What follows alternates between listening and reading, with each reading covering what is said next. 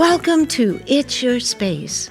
I'm Mary Cox, Seattle-based, New York-bred interior designer who firmly believes that subconsciously, design choices psychologically and physically influence how you feel in a space. This podcast will introduce you to the science behind how your environment impacts your well-being. I'm often asked what my process is for designing a space. It's easy. I listen. Because the truth is, you actually know what you want, and I know how to get you there.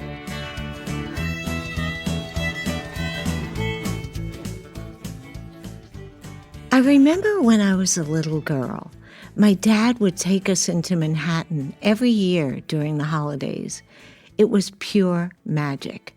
We'd start at Horn and Hardet, the Automat, and if you've never been, imagine a wall of little glass doors filled with dishes of prepared foods and desserts.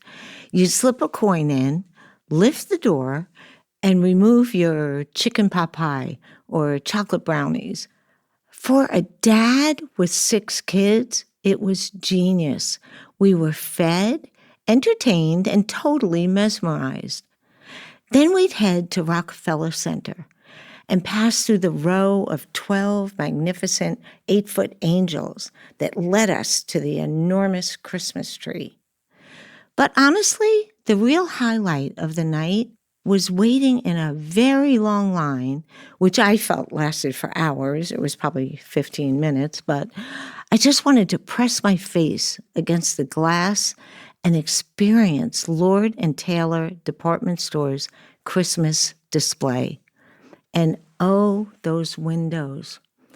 Tiny little animated people skating across like frozen ponds, and toy trains would be puffing along lit-up towns. And every scene told a story. It was like stepping into another world. And the smells? The vendors on the street corners were roasting chestnuts. The crisp winter air, it filled every one of my senses.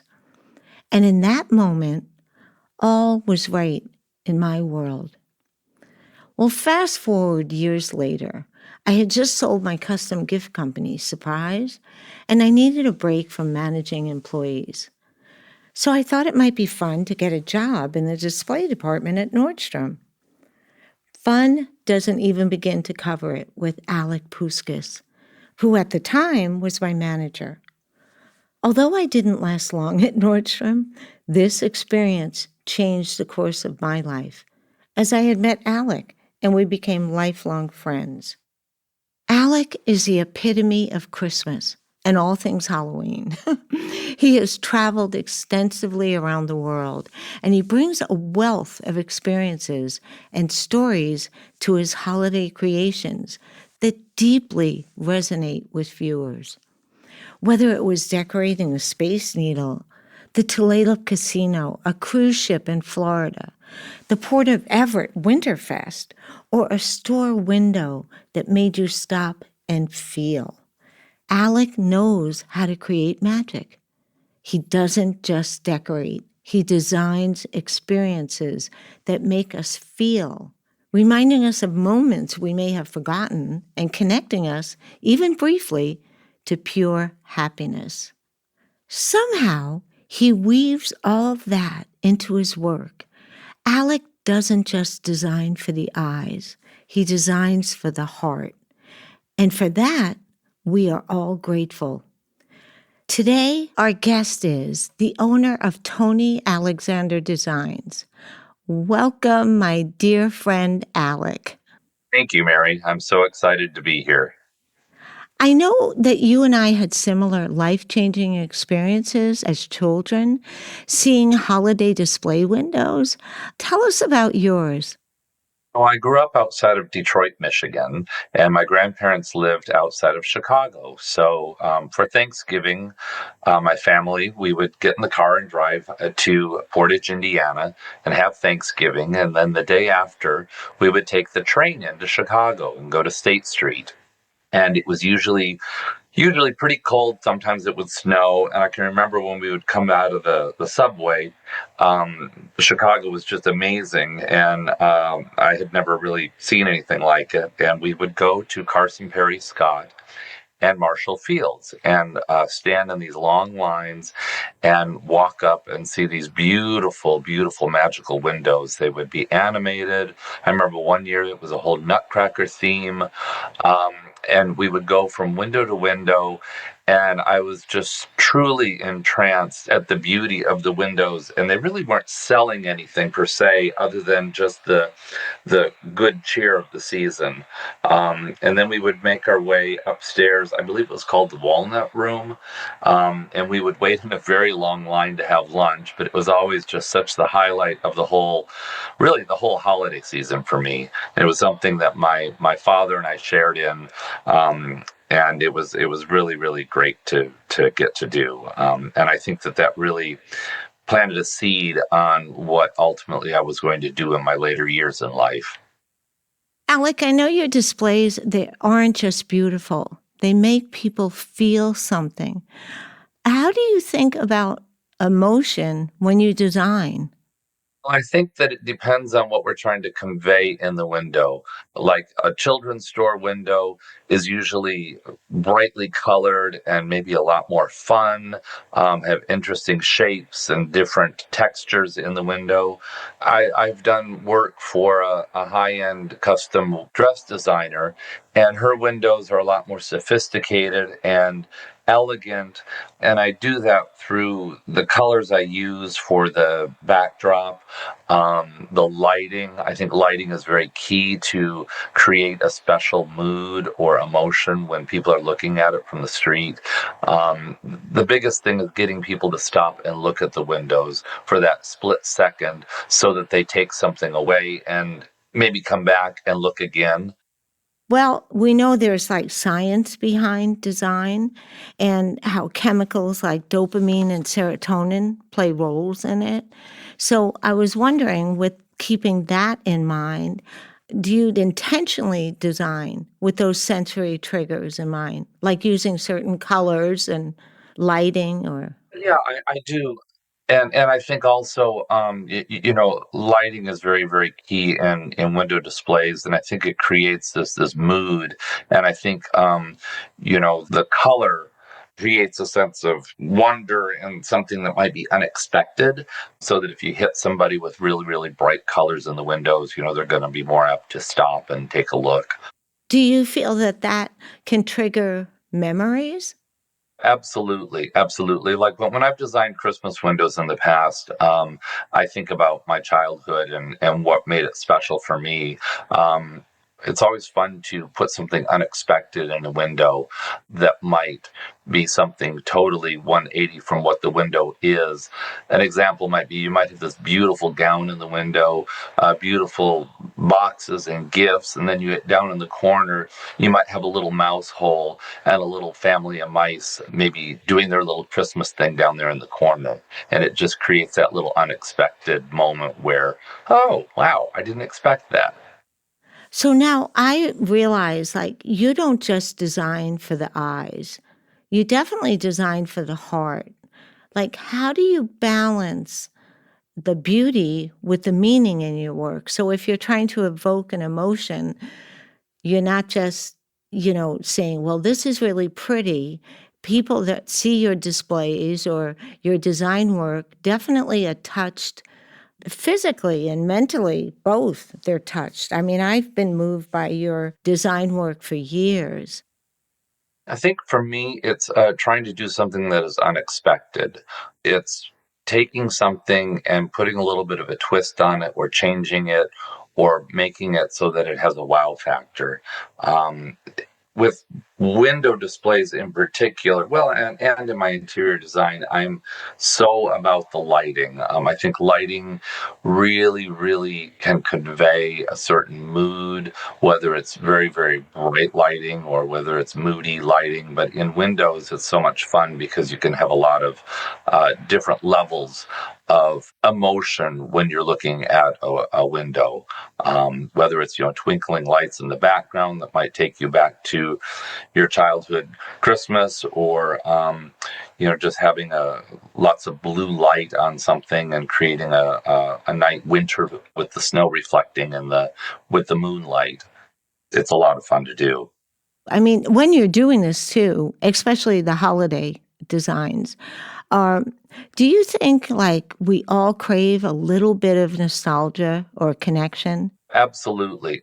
And my thing is always the intent behind you understanding that these choices that you're making as a designer are actually affecting people from a psychological and physical level. I mean, down to even, like a color can make you go, oh, so now you just changed your heart rate. Do you know what I mean? Yes, I do, and I think that for me, it's interesting because I design from my gut. My gut tells me when something is right, and I know that sounds very odd, but I design, and when I put things together, I look at it, and if it's not quite right, I know it's right. I have to keep working through things until I can see that it's going to give the emotion and give what I want it to give. That's actually very interesting because people, when they ask me about design, I design from the gut too. And I actually know ahead of time what's right and what's wrong. It can be a tiny little thing, but I will know instantly that doesn't sit right. Hmm. And really, that has to do with checking in with yourself. You're absolutely right. It's interesting because I've had employees, and when I've gone to do window displays, um, it may just be a slight little nuance that I need to change in the window, but to me, it just changes it, makes it all right. And you're either, it's hard to teach that. It's hard to teach that feeling of getting it all just absolutely correct. Yeah, it just comes from the gut, and I know when it's right and I know when it's wrong. It's so funny you're saying this because with lots of different people that you and I have had working with us over the years, it's the same thing. It's not something you can teach. But Alec, when you look back at all you've created, the magic, the joy, the memories that you've given people, just like you had when you were in Chicago or I was in New York, I mean, both of them were designers that designed the windows that gave us memories we're still talking about all these years later. What do you take away from that? I think for holiday decorations in particular, there's a lot of joy that goes into that. I think families have traditions of doing things. When I decorated the Space Needle in Seattle, I was shocked the first year at how many people were standing out in front of the Space Needle with their families, taking pictures in front of the sphere tree that we had designed. It got so bad that they actually had to move the tree the next year and put it up on top of the porte cochere because people were blocking the driveway with families trying to take pictures in front of this tree. And it really warmed my heart to see that so many people were enjoying the work that I had done. Even over in the Braver, and I did a bunch of windows that were for Christmas, and they were animated windows. And seeing the children run up and plaster their hands up against the glass and look, it just really makes you feel good. And I think that there's so much going on in the world and so much craziness that, having some beauty and having some really special moments with your family and seeing things that are unique, colorful, and bring back a sense of family or your upbringing or waiting for Santa to arrive the next morning. I think it's a lot of fun, and I feel very grateful to be able to do what I do. I don't know, but that just made me tear up. It did. I got very emotional with what Oh, you just said. Because to me, it goes right back to the thing we're talking about is you touch people's hearts.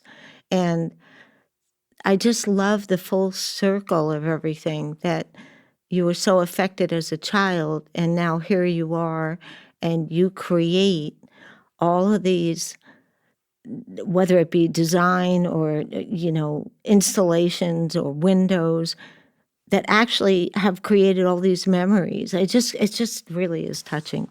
It's interesting because when I left Nordstrom and went out on my own, there was a point in my time where I was thinking, what am I doing? All this stuff is kind of superficial in a way. And then I started seeing the effects on people and kids and families, like the Space Needle, like the Port of Everett, having a huge celebration down there with the tree that I designed. It really made me think that, yes, I really am doing something that is needed right now. Sometimes you can kind of get lost and go, well, does anybody even look at this stuff? Is this anything that means anything? But it really, really does. And I think that it's something that is needed more and more. Yeah. Well, Alec, as we've talked about emotion and memory and even brain chemistry, they all play a role how people experience design. What would you say to someone who wants to create that kind of connection in their holiday decorating?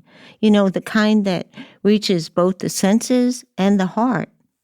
I think that if you're talking about something at home, for me, nostalgia, bringing something that maybe your grandparents had. Maybe it's something that you remember as a child going to your grandparents and they always had it up on the mantle. Incorporating those type of things into your own decor and making it your own. I think it's important that when people decorate that they decorate for what they like and what is special to them, and not have to worry about making it look like a designer tree or like something really, really like out of a department store window. It's all about creating your family experience, whatever that family is. And it's really fun to have old ornaments. I know that my tree is all ornaments that I have either bought from around the world or family members or good friends have given to me. I tell people I don't need anything, I don't want anything, but if you really feel like you have to give me something, give me a Christmas ornament, because every year I get those ornaments out of the box and think, oh, my grandmother gave me this, or my mother gave me this, or oh my God, this was hanging at my dad's house. And every year I get to experience all of the emotions again and have that moment where I stop and think about all the special people in my life. And that's what I think the holidays are for. Wow. You're getting ready right now for a party, right? You're working on at Seven Lakes Country Club.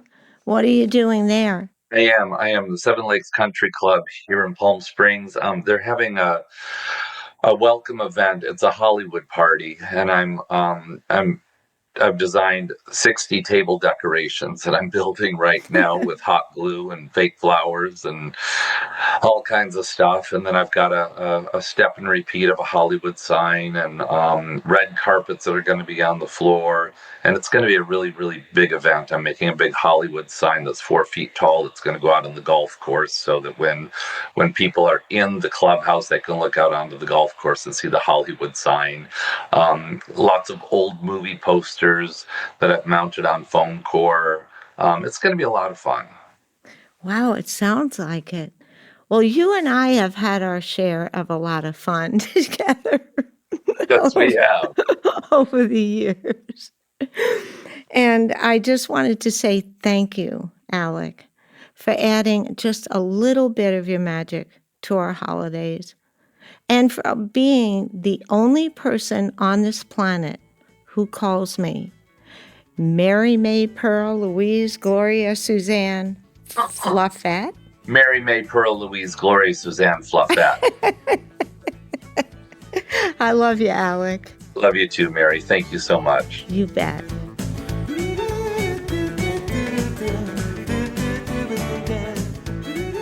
I hope that this podcast will help empower you and teach you how to pursue your vision for your home by becoming aware of how design elements make you feel. We have many creative and interesting guests joining us in future podcasts. And they'll all be sharing their knowledge and experiences with holistic design. We are excited about hearing from all of you and learning about your reactions to different design components, and welcome your comments and likes, and of course, would greatly appreciate you subscribing to our channel. Till next time, remember to start listening to yourself, because it's about you. It's your home. It's your space.